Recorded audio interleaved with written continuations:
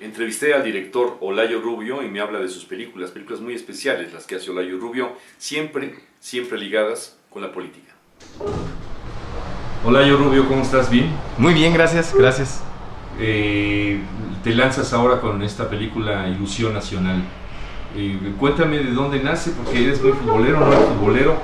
He oído versiones de todo tipo. No era fan del fútbol, así el más grande fan del fútbol, para nada. Creo que la afición a cualquier deporte es hereditaria. Sí. Y mi papá no era fan del fútbol soccer, era fan del fútbol americano, era fan del béisbol. Yo crecí en la frontera, en San Diego, en Tijuana. Y en esa zona, en los 80, el fútbol no era muy popular. No existían los Xolos. Los Xolos, de hecho, nacieron hace poco, en 2007. Pero me encantaba el cine deportivo. Una de las primeras películas que me marcó fue Rocky 3. La vi en un autocinema en San Diego y es la primera película que me hizo llorar y me encantó. Entonces el género de cine deportivo siempre me ha gustado. Son buenas historias, dramáticamente satisfactorias la mayoría. Y siempre había querido hacer una película de deportes. Ahora, aquí en México, el deporte más popular, por supuesto, es el fútbol. Y me interesaba hacer una película de deportes. No necesariamente hacer películas sobre temas que te interesen, pero sí como un vehículo para poder contar una historia. Y en este caso, contar una historia con puro material de archivo. También era una de las cosas que quería hacer. Por supuesto que para esta película, siendo documental, hice una investigación exhaustiva, ¿no? Y de alguna manera podría decir que empecé de cero. ¿La hiciste tú solo, esa investigación? Sí. Normalmente, sí, eso, para escribir un guión sí hago la investigación yo. ¿Tú la hiciste pensando en el Mundial de Brasil, estrenar junto al Mundial de Brasil, o fue antes? ¿Cómo se da esta circunstancia? La idea era eso, sí, por supuesto, estrenarla antes del Mundial y también que fuera como una especie de reflexión premundial, ¿no? Una retrospectiva de lo que ha sido la historia de la selección mexicana antes de la siguiente competencia. Me da la impresión que las películas que tú haces, el tema sí es importante, pero lo que te importa es contar como la vida actual, como tus preocupaciones internas. Puede ser el fútbol, o puede ser el consumismo, o puede ser un grupo de rock, no importa, sino lo que quieres poner es a Olayo Rubio y sus preocupaciones en pantalla. ¿Es correcto esto? ¿Es una combinación? A ver, explícame un poco esto. Me interesa mucho la historia, porque creo que es muy difícil evitar patrones de comportamiento, ¿no? Ya sea patrones de comportamiento individuales o colectivos.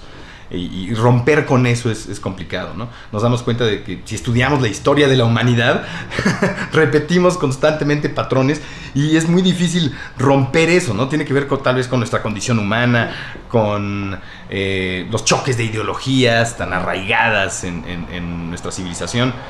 Pero me gusta por un lado la historia, y por otro lado sí, creo que a veces es algo que se da natural y no es tan consciente, pero terminamos haciendo una serie presentando una serie de alertas, ¿no? Así como avisando. No se nos olvide que el gobierno tiende a ser muy oportunista con todo lo que tiene que ver con el deporte, ¿no? No se nos olvide que pasa esto, pasa el otro. Sí, puede ser que contamos la historia, pero tiene vínculos con lo que ocurre actualmente, ¿no? En el caso de Ilusión Nacional, yo quería contar la historia de la selección, ponerme al servicio de la historia, y no quería hacer una película con tintes políticos, digamos. Pero es inevitable también. Sí. Sobre todo en mi caso es inevitable porque es muy difícil para mí pensar en 1988, por ejemplo, en ese año, que es cuando la Federación Mexicana de Fútbol intentó hacer un fraude, ¿no? Cuando falsificaron actas de nacimiento intentando que la selección juvenil ganara un mundial, ¿no? ¿En qué año naciste tú, Olayo? 77.